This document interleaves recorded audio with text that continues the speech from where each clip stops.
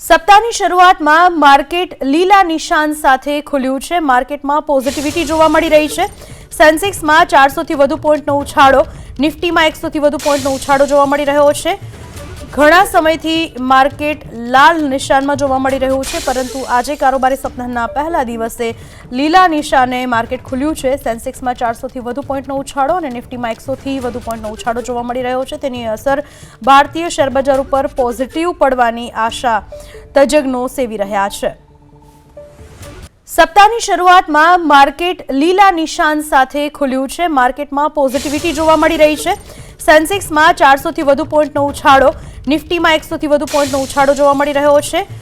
ઘણા સમયથી માર્કેટ લાલ નિશાનમાં જોવા મળી રહ્યું છે, પરંતુ આજે કારોબારી સપ્તાહના પહેલા દિવસે લીલા નિશાને માર્કેટ ખુલ્યું છે। સેન્સેક્સમાં 400 થી વધુ પોઈન્ટનો ઉછાળો અને નિફ્ટીમાં 100 થી વધુ પોઈન્ટનો ઉછાળો જોવા મળી રહ્યો છે। તેની અસર ભારતીય શેરબજાર ઉપર પોઝિટિવ પડવાની આશા તજજ્ઞો સેવી રહ્યા છે।